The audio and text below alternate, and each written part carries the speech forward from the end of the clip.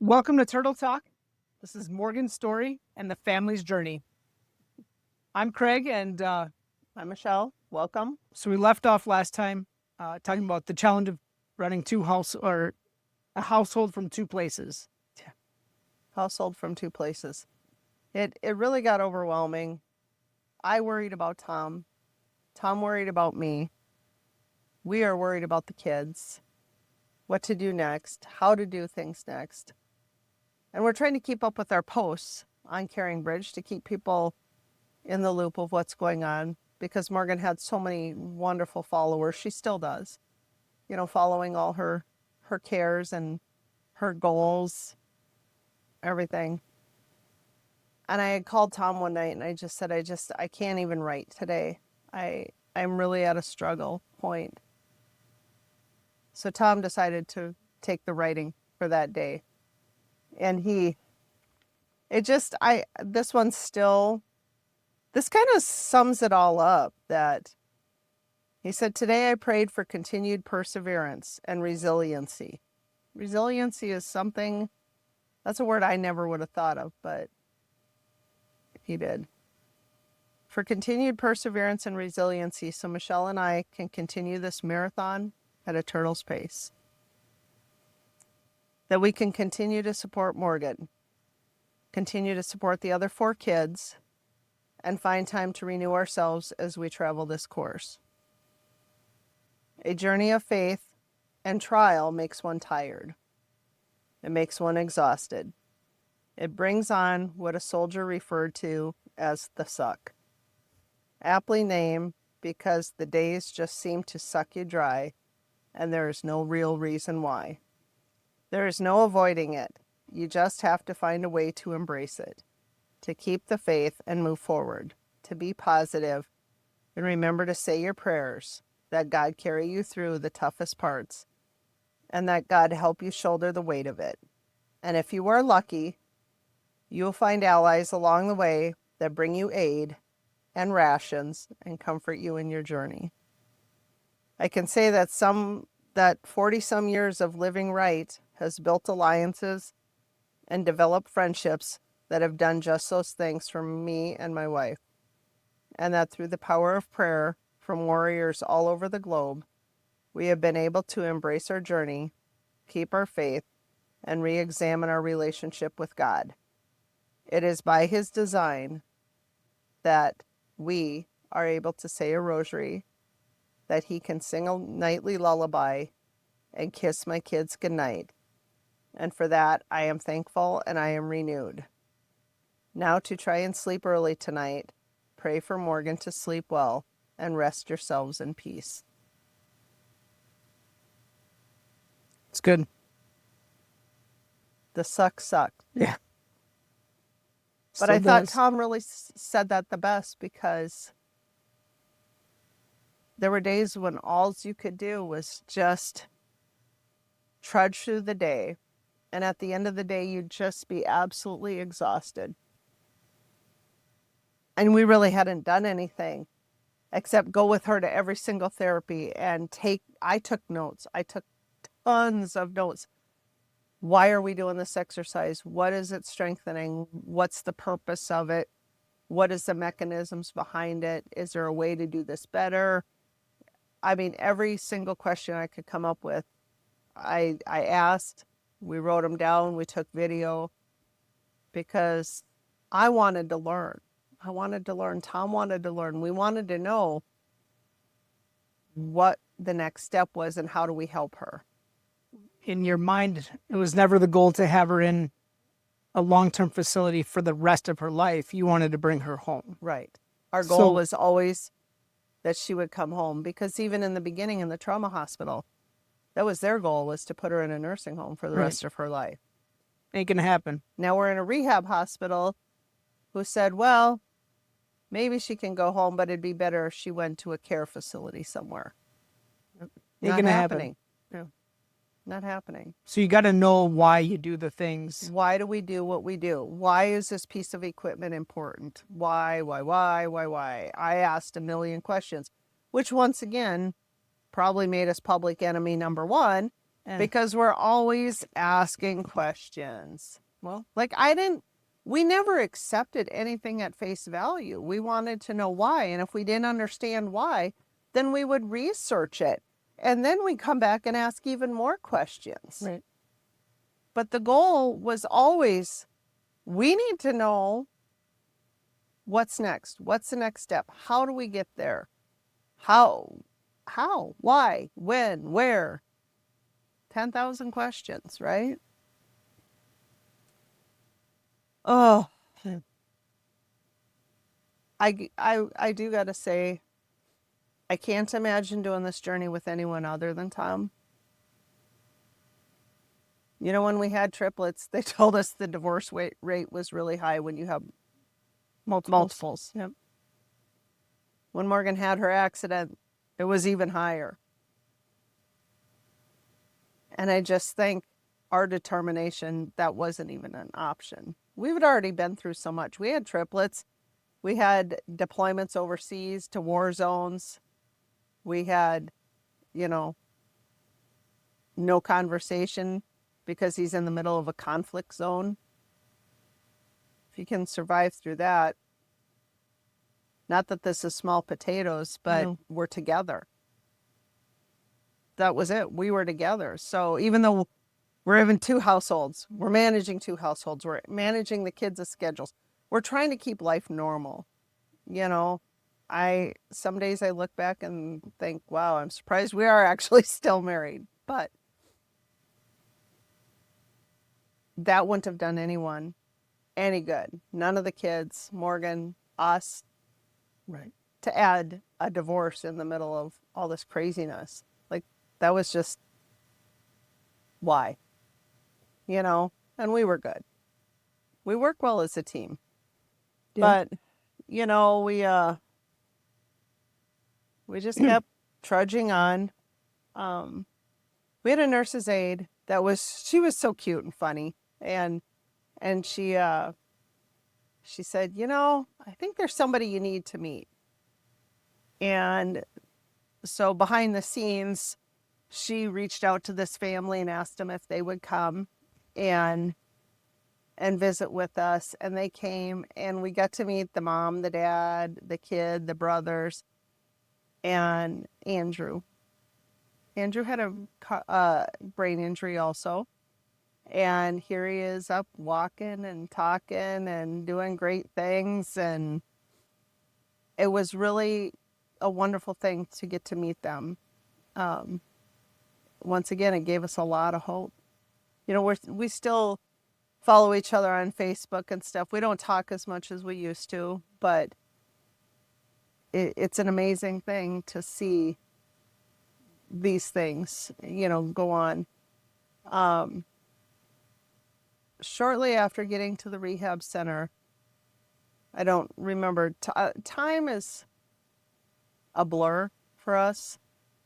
So some things may have happened in the first week, and I think they happened in the first 3 months. You just don't know. But I do know it was pretty early on. Morgan's story was on the news, and this lady was in Minnesota somewhere seeing her son at college and saw Morgan's story. And so she reached out, I think, to the news media, and then ended up finding Tom on Facebook and reached out to him and said that she had a niece that had just suffered a horrific brain injury. She was in Australia on a mission trip. Yeah. And got hit by a car, and just a horrible, horrible, horrible situation. And they were from Utah, from Salt Lake City. And so she wanted to connect us with that family. So we've been in touch with them, and they recommended, some different therapy places and, just some advice, which was wonderful. And their daughter's doing well.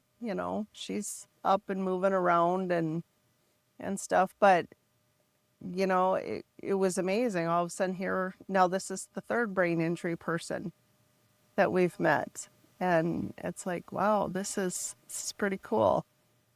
because they gave us, each one of these gave us a lot of hope. There were a couple other girls that we met at the facility that still come in on an outpatient basis for therapy. And one, she had a horrible, horrible car accident also, and she has a speech difficulty and stuff, but, she's up and she's moving and she's talking. And same with this other gymnast, she was a gymnast for a college in, I think, Nebraska, and fell and got hurt really bad, brain injury too, and her speech is a little off and stuff, but, it's a new normal. But they're living, they're doing great, so we've met just some pretty amazing people and kids that have suffered these brain injuries. So it really does give you a lot of hope. And every one of them, their time frame for recovery was so different. And their levels of recovery were so different. But it just really, it's easier now. Like, I would reach out to these families at therapy or when we'd see them, and I'm like, I'd ask questions like, well, how long was it before she did this? Or how long was it before he did that? And I wish I had never done that, because it really set myself up for failure. Because, oh, well, at 6 months, Andrew did this. But at 6 months, Morgan wasn't doing that. Right. So it was like, I felt like Morgan was missing out on these milestones, but they were imaginary milestones in my mind. Right. They weren't true milestones. Like, everyone in the brain injury world hits a milestone at a different point. Right. Because there is no roadmap. There is not even a manual for this stuff. No. And it just... every single case is 100% different. Every single case. Yeah. Every single case. But the therapist, they worked really diligently with her. I think we had briefly talked, or maybe not, about serial casting. Did we ever talk about that for her feet? Yep, we did. So they casted her legs and her arms to help fight the tone and hopefully lengthen, the stretch the muscles and stuff. However, Morgan would get so agitated every time they did that once again, the red face would show up, fevers would show up. They'd have to give her pain meds, to stop the pain, because it was pretty torturous. It was pretty torturous, and I don't feel like we ever made a lot of gains, enough to make a difference. They had brought in like an orthopedic to look at her legs and stuff, and immediately their thing was, well, we could razor the tendons to lengthen them, and Tom and I were like, no, it just didn't feel right. Right. So we didn't do it, and I'm so thankful that we did not do that. And there's more on that story as we progress through Morgan's timeline, and we'll make reference back to this, but I'm really glad that Tom and I had the smarts to question everything, research everything, and then choose on the side of Morgan, even if it meant going against the doctors. Now, mind you, this whole time, Morgan still has a trach in, right? Yep. And we could cap it during the day, and they'd BiPAP her at night, or if her oxygen levels got low, we could hook her back up and stuff. And, she would get sick now and then throughout this. She ended up getting a UTI, which turned into a staph infection. Yep.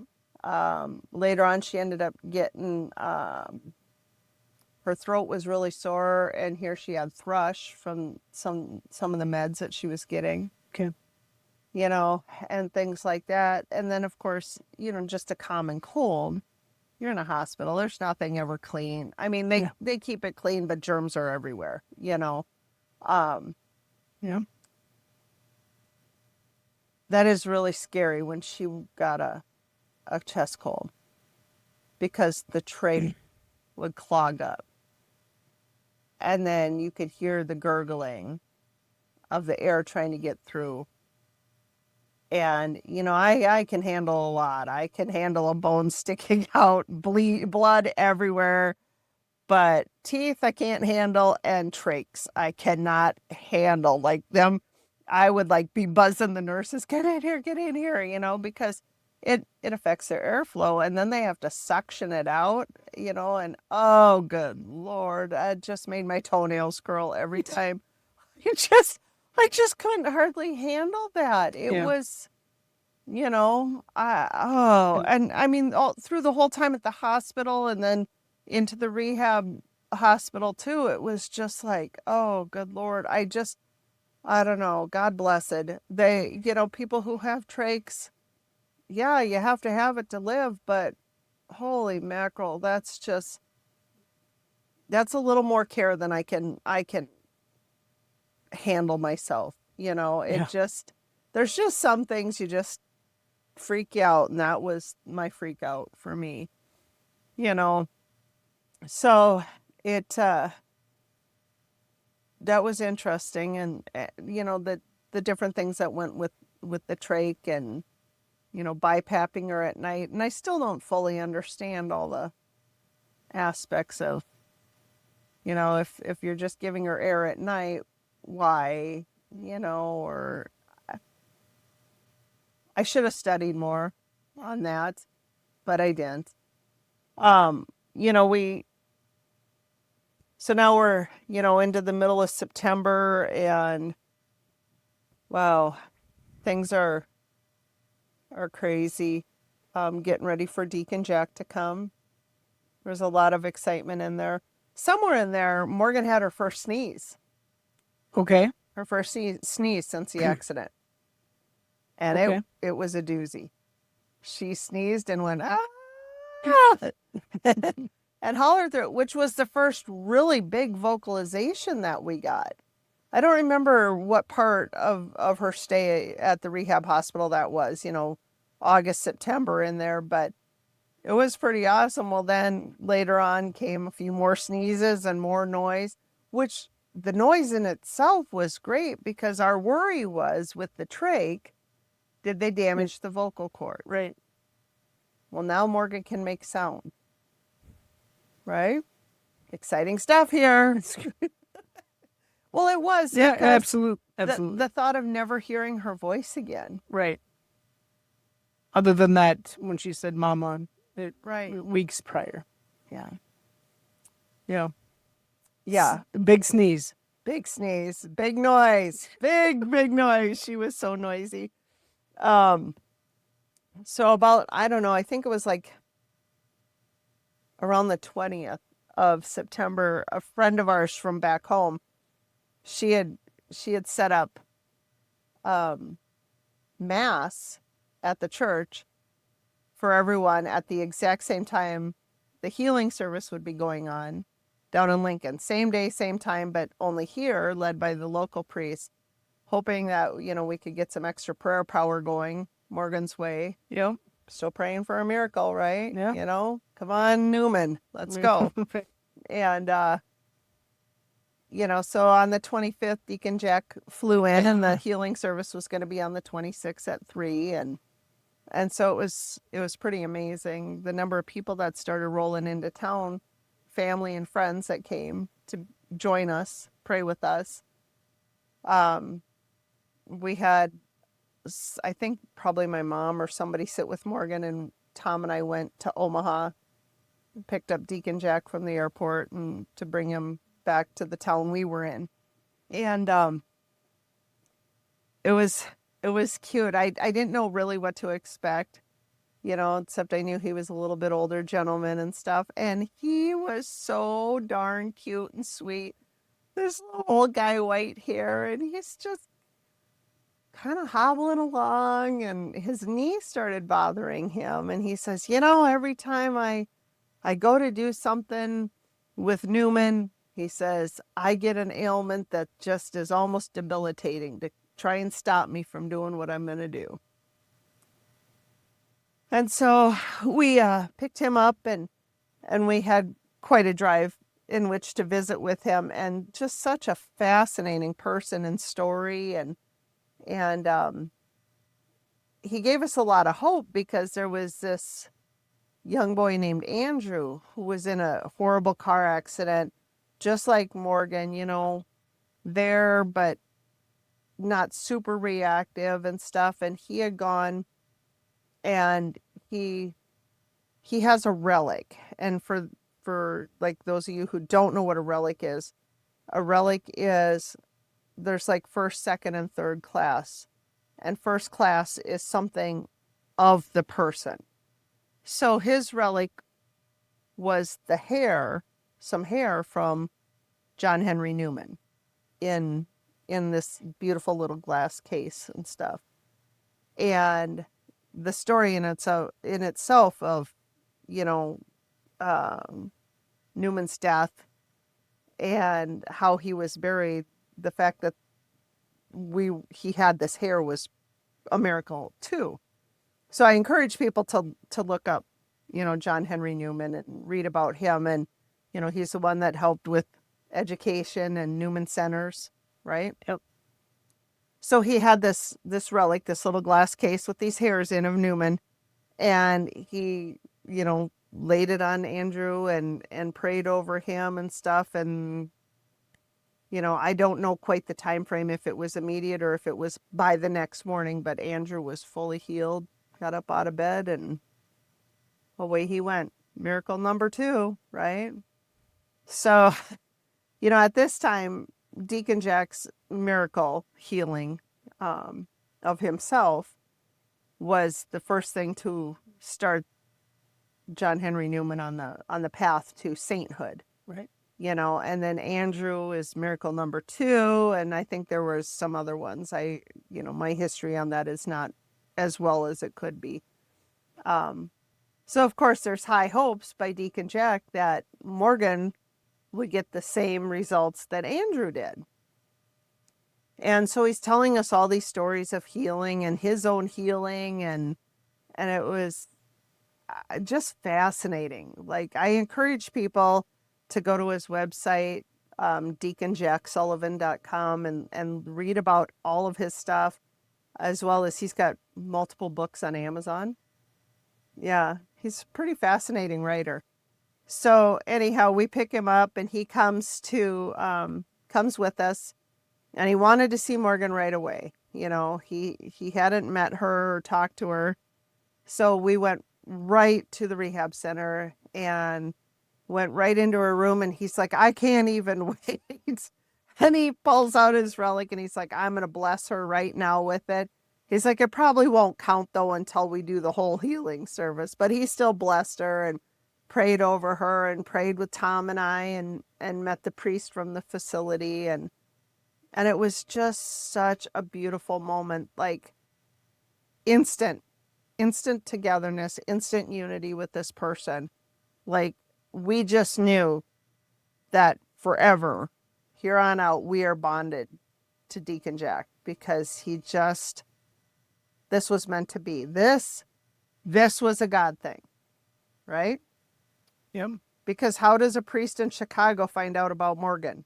Except it's a God thing. Yeah. How does that priest know to reach out to Deacon Jack to do a healing service? But it's a God thing, right? And so he came, and oh my gosh, we got him situated in dinner, visited with Morgan. The next day,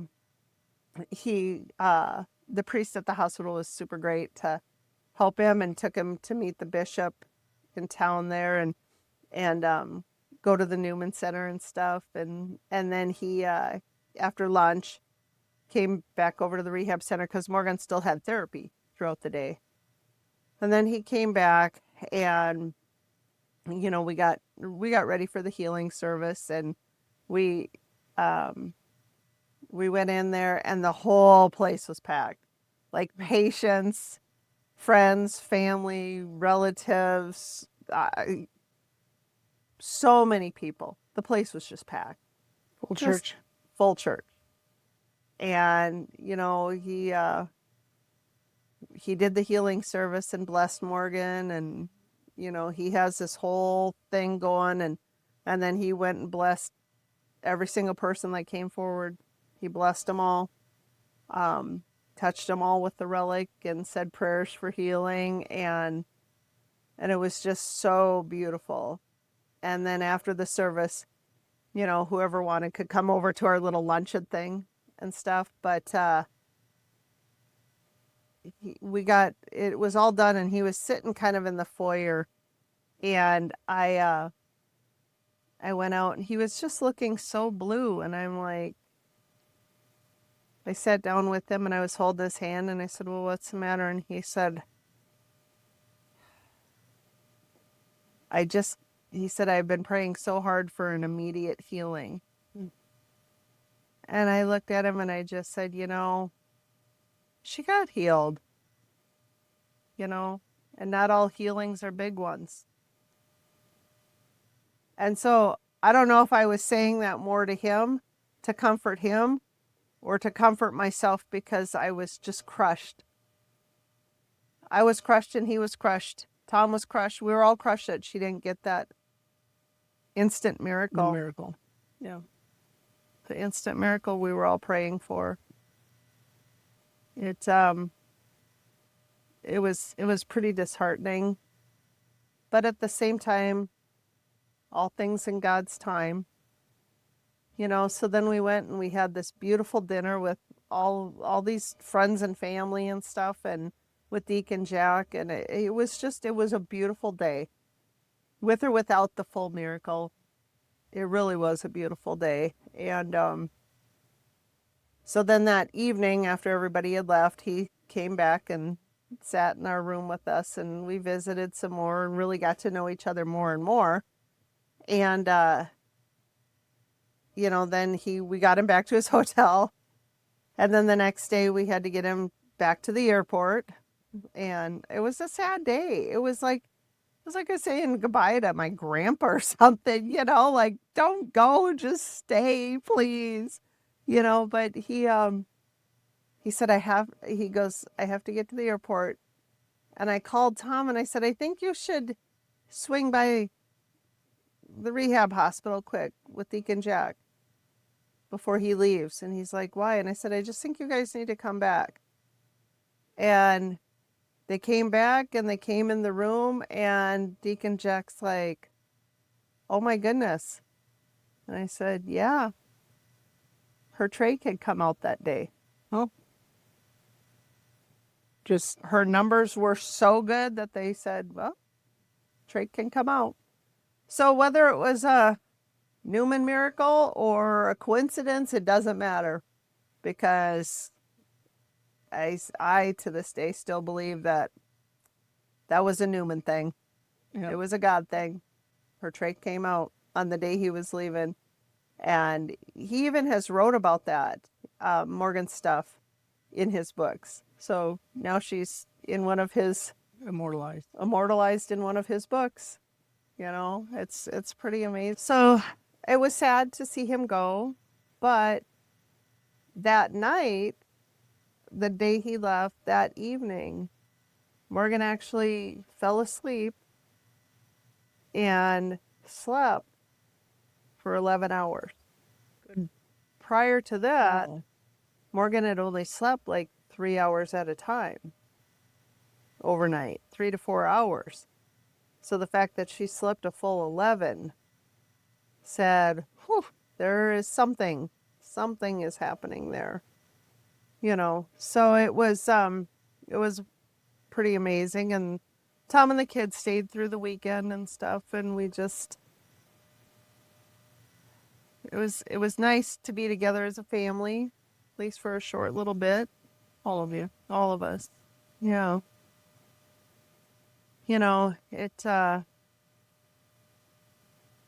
I look back and I think, wow, our kids are pretty resilient.